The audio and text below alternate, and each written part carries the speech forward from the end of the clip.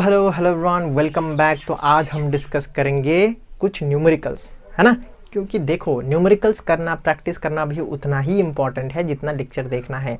अगर सिर्फ लेक्चर ही देखते रहें और वो लेक्चर को हम अप्लाई नहीं कर पाए क्वेश्चन को सॉल्व करने के लिए, तो बड़ा दिक्कत हो जाता है एग्जाम में, है ना। तो चलो दिक्कत ना हो इसीलिए थोड़ा डिस्कस कर लेते हैं। तो पहला क्वेश्चन अगर तुम देखोगे, यहाँ पर पहला क्वेश्चन अगर तुम देखोगे तो यहाँ लिखा हुआ है 2 wires made up of same material. मतलब 2 वायर हैं, डिटेल में डिस्कस करते हैं। तो क्या लिखा हुआ है sir ji? 2 wires made of same material. अगर दोनों सेम मटेरियल से बना है तो इसका जो रेजिस्टिविटी होगा वो सेम होगा। तो यहाँ बना देते हैं, 2 वायर्स है तो ये लो भाई, ये 1 ये 2, ठीक है। तो ये वायर 1 ये वायर 2, इसमें कोई शक वाली बात नहीं है। और दोनों सेम मटेरियल से बना है तो इसका रेजिस्टिविटी जितना होगा, इसका भी रेजिस्टिविटी उतना ही होगा। इसमें कोई शक वाली बात सर नहीं है सर, है ना। तो आगे बढ़ते हैं। तो रेजिस्टिविटी बराबर होगा और बोला है कि हैव इक्वल लेंथ, मतलब दोनों का लेंथ क्या है सर जी? बराबर है। तो इसका लेंथ L मान ले पर इसका भी लेंथ जो होगा वो L ही होगा, क्योंकि लिखा हुआ है साफ साफ क्वेश्चन में कि दोनों जो वायर है उसका लेंथ बराबर है। ऐसे करके अप्रोच करना है तुम्हें भी, खुद से बातें करो, है ना। और उसके बाद बोला गया and radius of one of them is twice. मतलब एक अगर रेडियस R है तो दूसरा का रेडियस डबल होगा, उससे ट्वाइस होगा, डबल R। क्या तुम्हें समझ में आया? तो यही है जो तुम्हें समझना है। क्वेश्चन को देखकर तुमको ये आना चाहिए कि इसका वैल्यू जो होगा वो 2R होगा, क्योंकि यहाँ लिखा हुआ है radius of one of them is twice, मतलब दुगना। उसके बाद that of the other find the ratio of the resistance, मतलब हमको फाइंड करना है रेजिस्टेंस का रेशियो, ठीक है सर। तो रेजिस्टेंस का फॉर्मूला क्या है यहाँ पर लिख लेते हैं, रेजिस्टेंस 1 यहाँ लिख लेते हैं। वी नो रेजिस्टेंस फॉर 1, मतलब ये पहला रेजिस्टेंस के लिए। रेजिस्टेंस का फॉर्मूला क्या है सर? Resistivity L/A। तो यहाँ पर भी 1 यहाँ पर भी 1, रेजिस्टिविटी बराबर है तो रेजिस्टिविटी यही लिख देते हैं क्या? चलो 1 लिख लेते हैं। इसका resistance 2 is equal to resistivity 2 length 2 divided by area 2, ठीक है सर। अब फॉर्मूला तो हो गया, नंबर लिख लेते हैं सर, नंबर, ठीक है। तो जो रेजिस्टेंस 1 है वो कितना होगा सर? रेजिस्टिविटी इतना है तो लिख लेते हैं L इतना है। एरिया सर, एरिया तो नहीं पता, लेकिन रेडियस का पता है। तो एरिया का फॉर्मूला क्या होता है सर? पाई R², ठीक है। R2 फाइंड कर लेते हैं। एरिया यार ये सर्कल एरिया है ना, तो एरिया क्रॉस सेक्शन यहाँ पर जो यूज़ होगा वो πr² होगा, ठीक है। आता है ना भाई तुमको? हाँ सर आता है। आगे बढ़िए। तो यहाँ पर रेजिस्टिविटी है, बराबर रेजिस्टिविटी है तो रेजिस्टिविटी L2 बराबर है लेंथ भी, तो L होगा। और एरिया यहाँ पर 2R है, तो यहाँ पर जो फॉर्मूला होगा वो हो जाएगा π2R²। अरे फॉर्मूला, एरिया का फॉर्मूला क्या होता है? πr², लेकिन यहाँ पर जो R है, रेडियस है, वो 2R है ना, तो ये π2R² हो जाएगा, ठीक है। हाँ सर, चलो अब सॉल्व करते हैं। रेशियो मतलब क्या? इन दोनों को डिवाइड करना, तो डिवाइड कर देते हैं इधर में। तो R1 डिवाइडेड बाई R2। तो R1 कितना है? रेजिस्टिविटी L/πr², बट्टे यहाँ पर रेजिस्टिविटी L/π2 to 4 R²। अब देखो, जब भी इस टाइप का डिवीजन हो भाई, जब भी इस टाइप का डिवीजन हो, ये ऊपर वाला जैसे का तैसा ही रहेगा,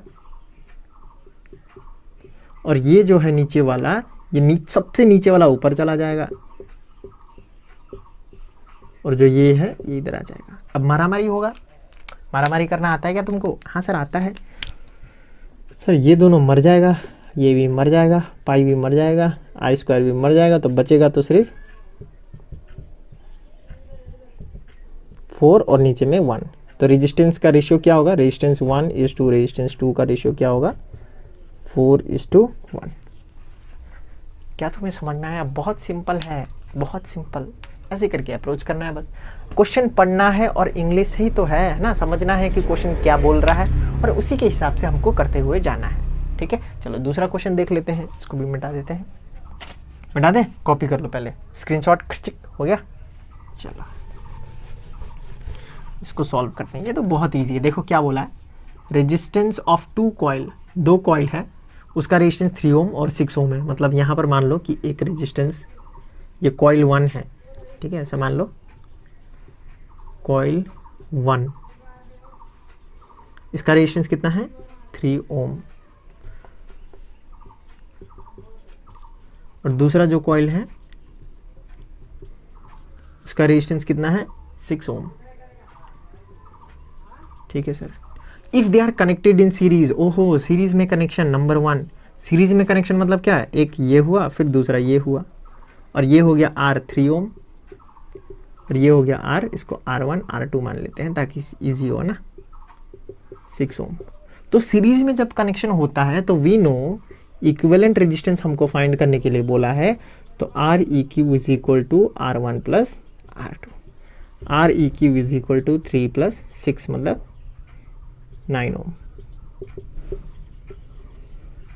तो ये तो बहुत सिंपल है सर, आराम से हो गया, तुम्हें भी समझ में आ गया होगा। अब दूसरा क्वेश्चन करते हैं सर। दूसरा क्वेश्चन हमको बोला है कि when they are connected in parallel, parallel तो पैरेलल कैसे होता है भाई सर, पैरेलल ऐसे होता है, ऐसे करके कनेक्टेड होता है पैरेलल, है ना। और जो पैरेलल है ये 3 ओम है ऊपर का, नीचे वाला 6 ओम या कोई भी मान लो, इसको बोलते हैं R1, इसको बोलते हैं R2, है ना। तो क्या हमें पैरेलल का भी फॉर्मूला याद है? हाँ सर बहुत simple, 1 by Req is equal to 1 by R1 plus 1 by R2। तो सॉल्व करते हैं, 1 बाई R1 हो गया 3, 1 बाई RQ हो गया 6, एलसीएम कितना होगा 3 और 6 का 6, 3 2 जा 6 तो इंटू 2 करेंगे, 6 1 जा 6 तो इंटू 1 करेंगे, 2 प्लस 1, तो ये फाइनली हो जाएगा 1 by Req is equal to 3 by 6। और जब हम रेसिप्रोकल करेंगे, इधर में करते हैं, जब हम रेसिप्रोकल करेंगे तो ये Req ऊपर चला जाएगा, तो Req is equal to 6 by 3, 3 2 जा, तो जो Req आया 2 ओम आया। क्या बहुत इजी था, रिकॉर्डिंग हुआ नीचे का? हाँ हुआ। तो क्या तुम्हें समझ में आया कि क्या हो रहा है यहाँ पर? हाँ सर बहुत सिंपल है और हमको बहुत अच्छे से समझ में आया। तो ये क्वेश्चन करना इम्पोर्टेंट था ताकि थोड़ा सा है ना कि लेक्चर हुआ है कंप्लीट, तो उसको हमें अप्लाई करना भी आना चाहिए। ठीक है, चलो थैंक यू गाइस। तो ये देखो अपना नया क्वेश्चन है, अब ये नया क्वेश्चन करेंगे तो एक बार देख लो, ठीक है। हैंडराइटिंग इधर उधर हो गया होगा लेकिन देख लेना क्या लिखा हुआ है, मैं पढ़ के दिखा दे रहा हूँ। What is the resistance of the filament, मतलब हमको रेजिस्टेंस ढूंढना बोला है। ठीक है sir, what is the resistance of the filament, समझ में आ गया है। What is the resistance of the filament of 220 volt 60 watt bulb. ओहो सर फर्स्ट लाइन से मुझे क्या क्या समझ में आया, मुझको ये समझ में आया कि मुझे रेजिस्टेंस फाइंड करना है और वहाँ पर वोल्ट दिया हुआ है 220 वोल्ट और जो पावर है वो कितना है 60 वाट है। ठीक है सर, ठीक है सर, ठीक है सर, इतना समझ में आ गया है, समझ में आ गया तुमको भी? हाँ सर, हमको रेजिस्टेंस फाइंड करना है और वी और पी दिया हुआ है। तो क्या हमें कोई फॉर्मूला पता है जिससे हम रेजिस्टेंस निकाल पाए और पोटेंशियल और पावर दिया हो? सर मुझे तो याद ही नहीं आ रहा है, लेकिन मुझे याद है एक formula, power equals to very important.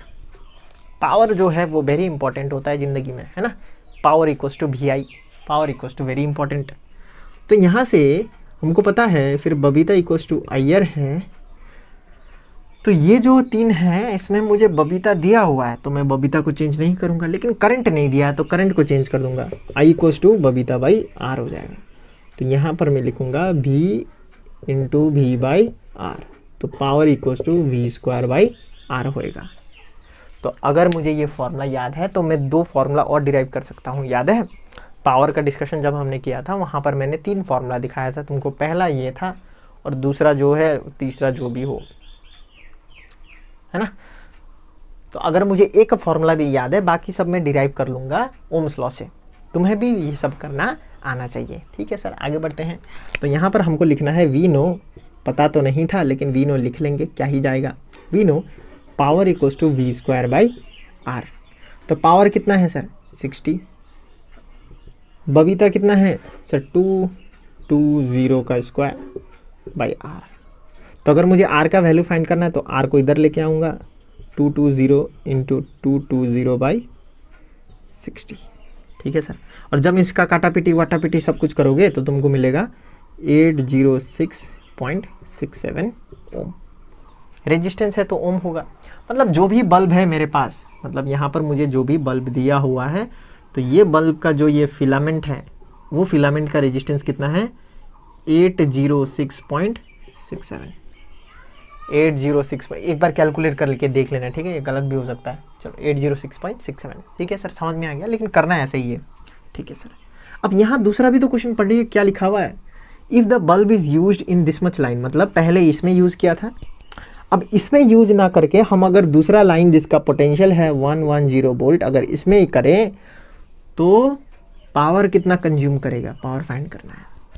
ओहो हो, अच्छा, तो क्या कर सकते हैं हम? ओह सर हमें पता है बल्ब तो सेम ही है, तो ये टंगस्टन का जो रिलेशन, मतलब जो भी हो यहाँ पर जो फिलामेंट यूज किया है उसका रेजिस्टेंस तो चेंज नहीं होने वाला, यही होगा रेजिस्टेंस, है ना, 806.67 ही होगा, इसमें कोई चेंज नहीं आएगा। तो क्या हम पावर यूज़ कर सकते हैं फिर से यही फॉर्मूला यूज़ करके? हाँ sir, power equals to V square by are.